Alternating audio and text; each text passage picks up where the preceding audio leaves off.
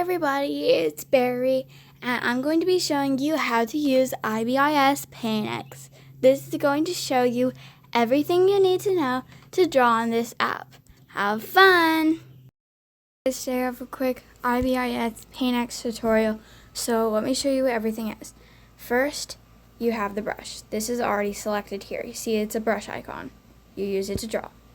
So I just undooed, clicking with 2 fingers. You can also click, if I just move the canvas, right there. See? Now, once you undo, you can click the redo button here. Now, this is the brush size.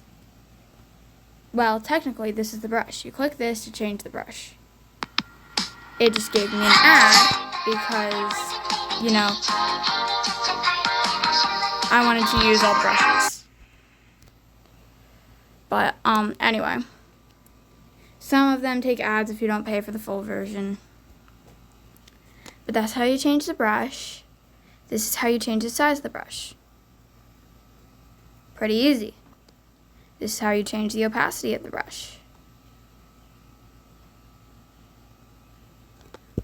Now, let's show you some other tools. This is an eraser.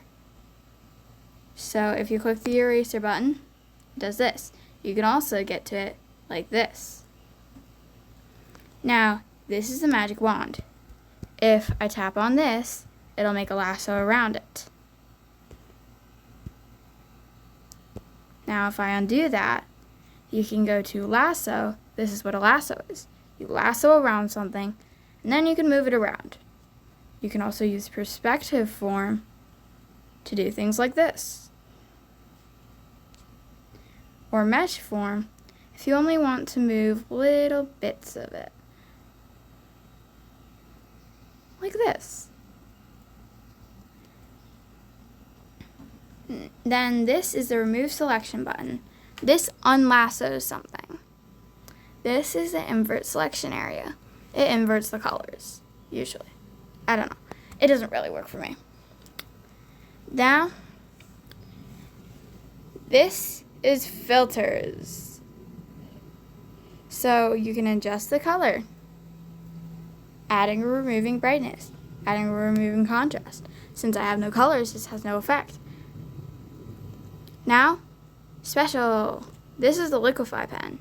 You can use shrink, like this, or like this. Revert, like this. Moving it back to its original shape before the liquify pen. Smoothen. If this was more wobbly, it would work more. Expand. Make a chunk. Drag. Just drag it anywhere. This is pretty much the easiest to control, but if you specifically want one thing to happen with it, like it to get smaller or it to get chunkier, you don't have to do this all day. But you can also make the thickness bigger so you can do more with it. Like that, like that, like that, and now it's back. There's also the vector tool. You need a vector layer for this. I don't know how to use this. Anyway, frame divider. This is good for comics. I also used this for making my YouTube banner if you want to check out that video. Then we have smudge. This tool cannot be used on a vector layer because frames are vector layers. Wow! But look, it's smudging. Yay! Also, I think that's the border color. I might be wrong. I'm wrong. It's not the right color. I don't know. But anyway, we'll just mix these colors. That, to me, is a lot better than blur for blending. Hold up, why is it so small? Anyway, this is blur. it makes things blurry. So this can be good for stuff like backgrounds.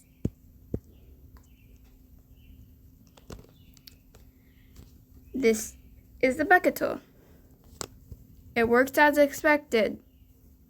You can also add gap recognition. Then it'll only paint little bits. This is good for if you have gaps in your line art. Also, for some reason, it made an eyeball. Anyway, you can have settings here. And it's gone. Anyway, next we have the eyedropper. It gets a color. You can also use quick eyedropper by holding down the button. Canvas. This is how you rotate stuff. Also, I have a new color now. Ooh. That actually looks kind of cool. I might use that for a drawing at some point. Anyway, what else do we have? Text. You click, you add text. Hi. It's blue.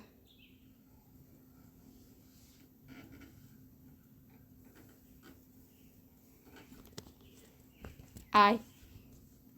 Anyway, I think that's all the tools. Oh, transform. You have the layer, you can move the layer. The text is on its own layer, so we now have hi again. Ooh, you know what would be cool? That. We also have reference window, grid. And this is for like comics. Display when zoomed, pixelated. Now we have pixels. See? Pixels. And we have a grid. Yay. You can also use the select tool for stuff.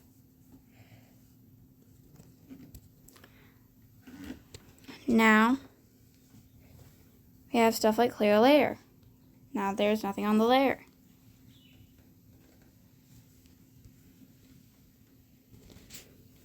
We also have stabilizer.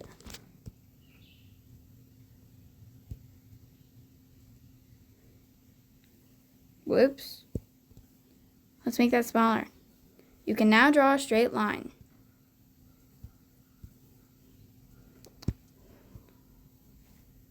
It doesn't work as well as circles. Ruler. This does the same thing. Now, symmetry ruler. Do you like symmetry? Good for you.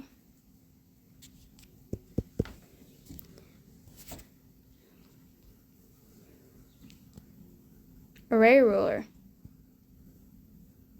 I don't know how to use this at all. Tracing sketches.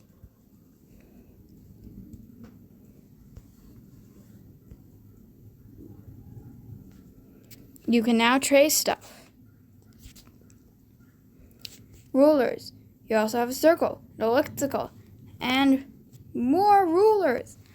Honestly, I don't even think this canvas is usable anymore. It might be now. Okay. So you have tracing sketches. You have rulers. You have symmetry rulers. You have stabilizers. You have shape tools. You have different shape tools. Honestly, I think that's better for making outlines. Anyway, circles, shapes, stuff. And I think I just copied that to clipboard, even though I click cut, not copy. Paste. Oh, look, it's back. Remove selection area. Clear layer. Yeah, you can do stuffs, and you can draw. Like this little guy. He has one eyeball.